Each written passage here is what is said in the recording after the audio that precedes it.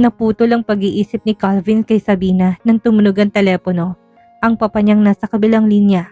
Speedy Courier Incorporated declined my request for a quick presentation of the new Ortega Shipping Corporation, Calvin.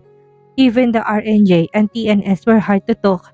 Hindi ko alam kung paano pa palalaguin ng kumpanya kung hindi na natin may babalik pang mga nawalang kliyente. May iba pang kumpanya. Ikaw na makipag-usap sa mga yon. I'm done with this. I'm telling you.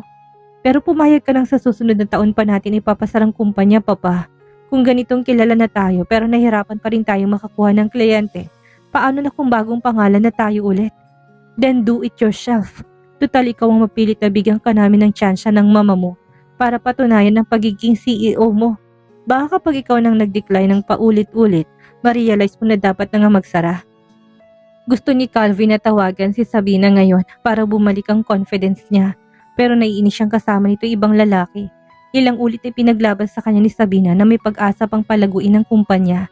Pero ngayon inegatibo naman ang kung nakukuha niyang sagot sa papa niya na gusto niya ulit magbago ng desisyon. He needed Sabina again. Tiniklop ni Calvin ang laptop nang mawalan siya ng ganang magtrabaho. Hindi niya alam kung dahil sa negatibong balita ng papa niya o ang kaisipang nasa date ngayon si Sabina kasamang ibang lalaki. He was sure he wanted to revenge from Sarina and Savina for treating him like a fool. Pero gusto niya na rin magtaka sa sarili kung bakit para siyang naa-addict sa presensya ni Sabina ngayon. At nagawa pa niyang halikan nito kapag nakahanap ng pagkakataon kahit sa kaisipang kinahalikan din ito ng ibang lalaki. Kay Sarina noon ay pinandirihan niya na kahit ang magkatabi ito sa pagtulog ay hindi niya na magawa. Biglang bumukas ang pinto ng silid niya at sumungaw doon si Saldi. Busy ka? Kanina hindi, ngayon busy na ako. Pagbibiro ni Calvin, kung yayayain mo lang ako uminom sa ibang araw na lang pare, marami pa akong trabahong tinatapos. Kumusta nangyaring pagkasunog ng barko? Balita ko wala tayong na-claim sa insurance company. Umupo ito sa silyang nasa harap ng desk niya. Nabalak pa yatang magtagal na kwentuhan siya. Yeah, it was Sarina's fault. Nasaan na bang asawa mo ngayon? Bakit hindi na yata bumalik? Sarina isn't coming back anymore. Si Sabina ng papalit ng papa bilang head ng finance department. Bagamat hindi sang-ayon ng papa niya ay ito ang idinahilan niya palagi dahil ayaw niyang mabahiran ng ibang kahulugan ng pagtatalaga niya kay Sabina. Ang kasunduan nilang dalawa ay mananatiling lihim dahil may asawa siyang tao at kakambal pa nito mismong asawa niya. Speaking of Sabina, that woman has a charm, ha? Alam mo bang pinagkakaguluhan siya sa marketing department ang bago mong empleyado? Ganun naman kayo kapag may bagong pasok na empleyado para kayong similyang nag-uunahang makipagkilala. Idina ni Calvin sa tawa ang biro. Iba ito, Calvin. Si Alfred mukhang seryosong maliligaw daw. Nagpadala ng kape ng isang umaga tapos sinasabayan pa sa elevator tuwing umaga. Si Alfred, isang ahente nila yun na may hawak ng Visayas accounts. Hindi ko gusto nagliligawan ng mga empleyado ko dahil oras ng trabaho. Pagsabihan mong tao yan bago ko siya ipatawag sa HR department. 2 araw na nga nagpapabalik-balik sa opisina ni Sabina eh. Kunwari magre-report. Palaging magkausap ang dalawang yun ngayon. Alam mo ba? Ano naman ang kailangan ni Alfred sa opisina ni Sabina? Ewan ko. Si Sabina pa nga daw ang mismong tumatawag kay Alfred. Kaya itong isa nagyayabang na makaka-score daw siyang sigurado. Napailing na lang si Calvin sa kayabangan ni Alfred. Pagkaalis si Dennis na yun sa Pilipinas, ito naman ang tsak na paglalaanan ni Sabina ng atensyon. Mahilig talaga sa intensyon ng lalaking magkambal na Sabina at Sarina. Tara na nga nang makauwi na tayo ng maaga. Tumayo siya tiniligpit ang gamit sa bag. Iinom tayo? Akala ko ba busy ka? Namiss kong mag-club. Maaga na lang ako bukas dito. Tsak namang hindi ka aalis sa opisina ko hanggat hindi ako sumasama. Natumbok mo, nakatawang sagot naman ni Saldi. Mabuti naman sasama ka. Pupuntahan ko na sana si Sabina para yayain eh. Gago ka. Akala ko ba si Alfred ang nagkaka-interest doon? Tinago ni Calvin ang inis sa tinig. Yayayain lang naman. Anong masama doon? Mukhang masarap kausap eh. Palaging nakangiti. Tigilan mga bago ko empleyado dahil marami din yung trabaho. Kapag inuna niyo maglandian dito sa opisina, magsasara tayo ng wala pang 1 taon. Pero pwede naman siyang isabay sa pagpasok at pag-uwi. Hirit pa ni Zaldi. No, we will be working on the rebranding of Ortega Shipping Line. And we will be busy for the next few months. Dadaanan ko siya sa bahay ng biyanan ko bukas ng 6:00 para isabay sa pagpasok. Tigilan niyo si Sabina ha, dahil may boyfriend na yung tao. Tumahimik naman si Saldi hanggang makalabas sila sa opisina. Pinagbigyan naman ni Calvin ng kaibigan na uminom sila sa club. Pero kulang na lang hilahin niya ng orasan para dumating ng kinaumagahan at makapunta na siya sa bahay ng biyanan niya. Gusto niyang makita si Sabina na bagong gising. Kung pwede nga ay yung nakahiga pa sa kama. Ma'am Sabina, pinapatawag ko kayo ni Sir Calvin sa opisina niya. Kaagad si Sabina na tumango kay Lindsay. 12:00 ng hapon at nakahanda ng listahan niya ng mga kliyenteng gusto niyang puntahan. Pagpasok niya sa opisina ni Calvin ay nandun ulit si Darius Ortega. Hindi na si Sabina makaatras at alam niyang darating din naman ang panahon na harap siya sa matandang Ortega para idepensa kung bakit hindi kailangan magsara ng shipping company. Good afternoon po, Mr. Ortega.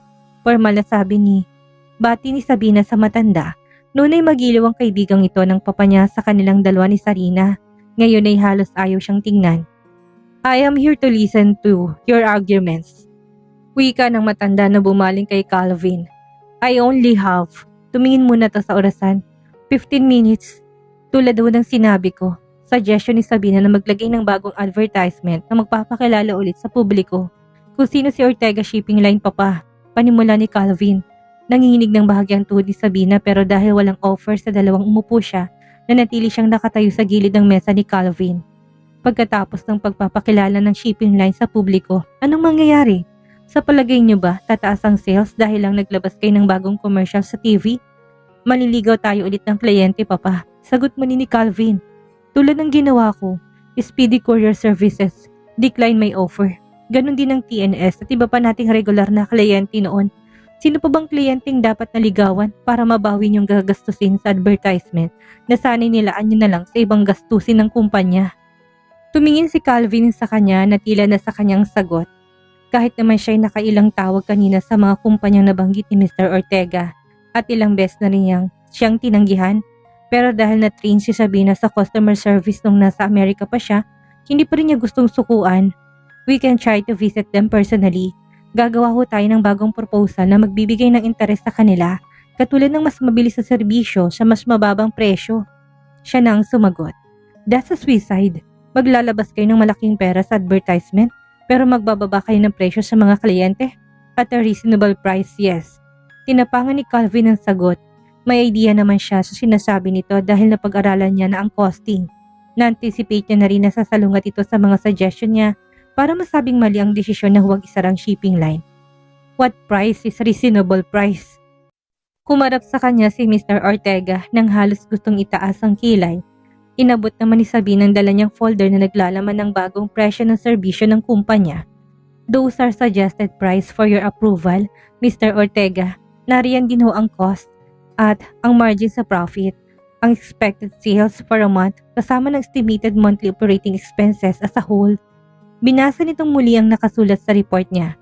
Impressive, wika nito. Pero tulad ng sinabi ko kanina, walang balak makipag-usap ang malalaking kumpanyang ito sa atin.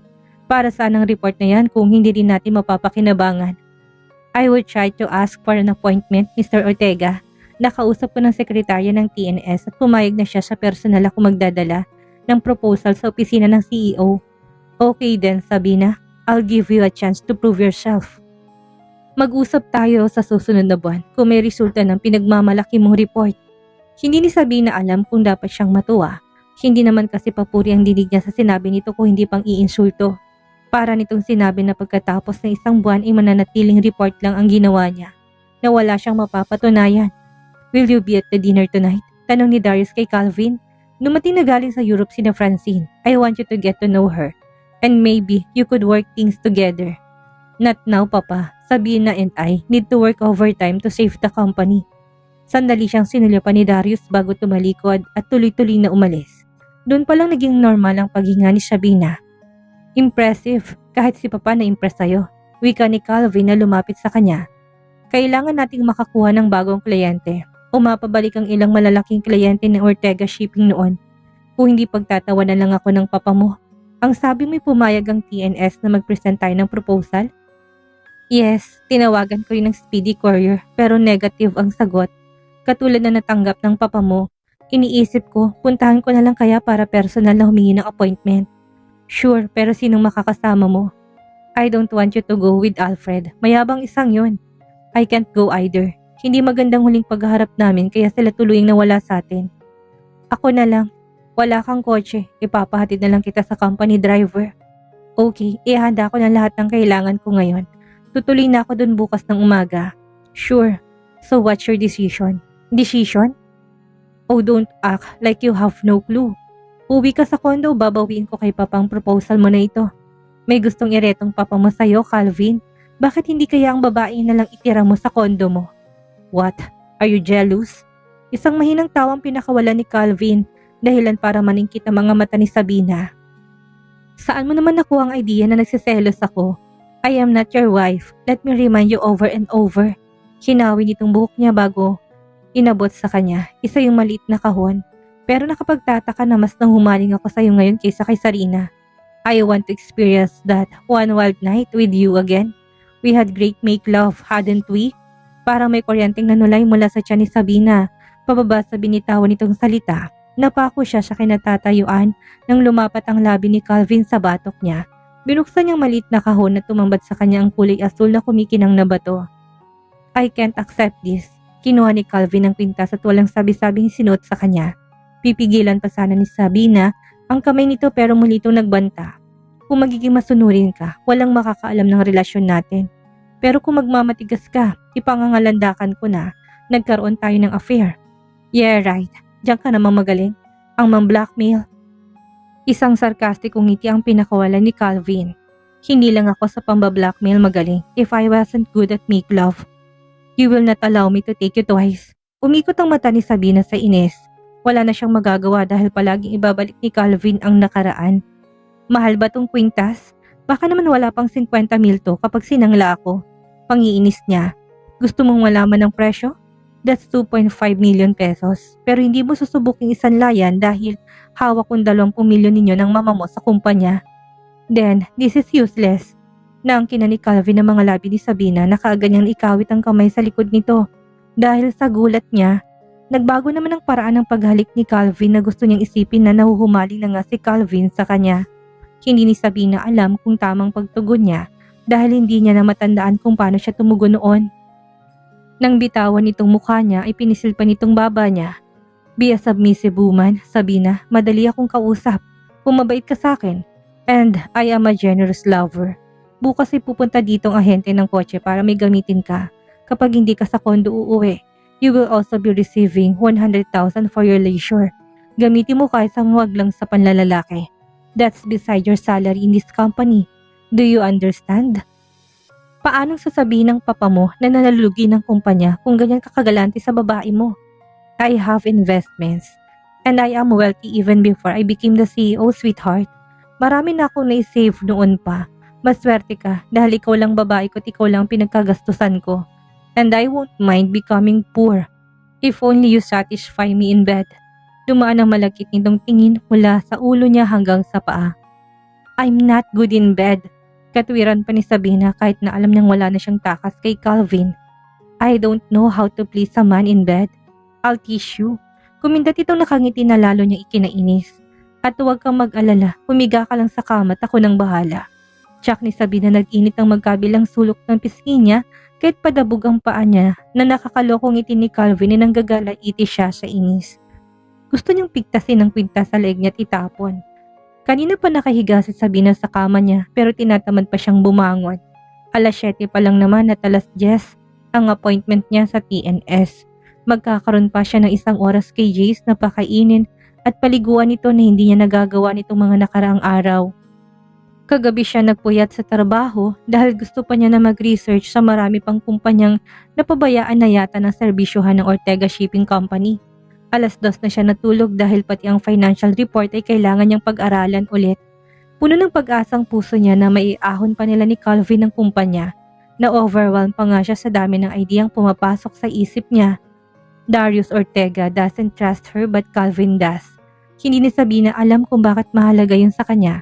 Malaking bagay na bawat suggestion niya ay sinusuportahan ni Calvin. At gusto niyang patunayan ngayon kay Tito Darius na hindi masasayang ang pagbibigay nila ng posisyon sa kanya bilang finance manager.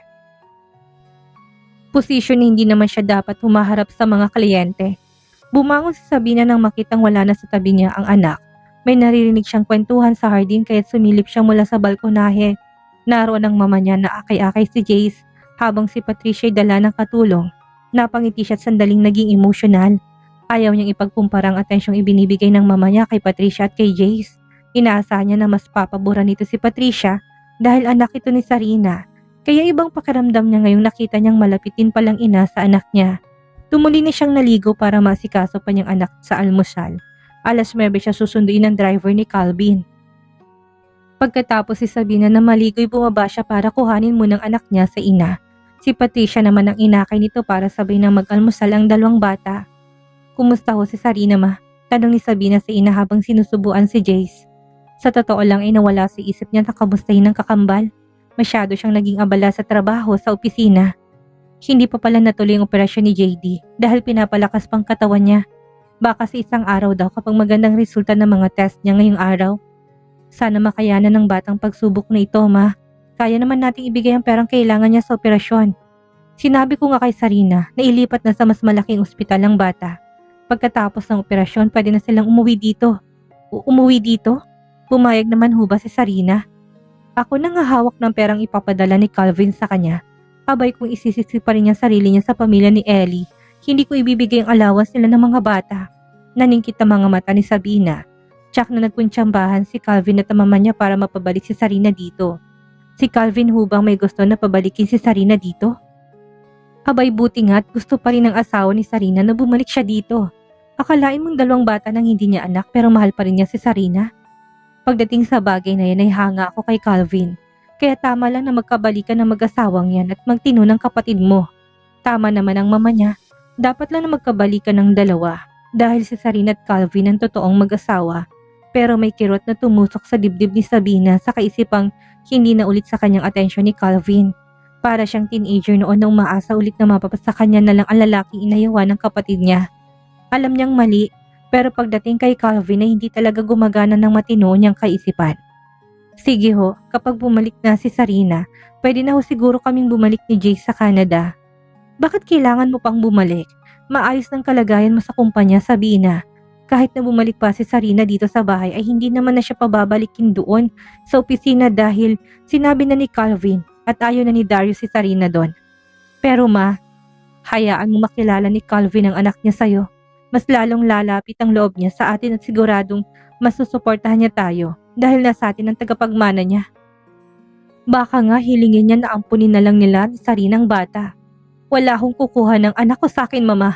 Napataas ang boses ni Sabina dahil nagulat din siya sa suggestion nito. Bakit ko naman ipapaampun si Jace? Kayang-kaya ko siyang buhayin. Ay, oo naman. Baka lang naman ang sinabi ko. Hindi ko naman sinabing papayag ka. Ikaw pa rin naman ang may karapatan sa anak mo.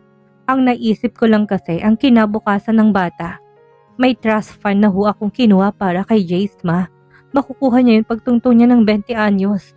Huwag niyo ho kung igaya kay Sarina na hindi malang iniisip ang kinabukasan ng mga bata. Ipagpaumanhin mo, anak. Hindi naman yun ang ibig kong sabihin.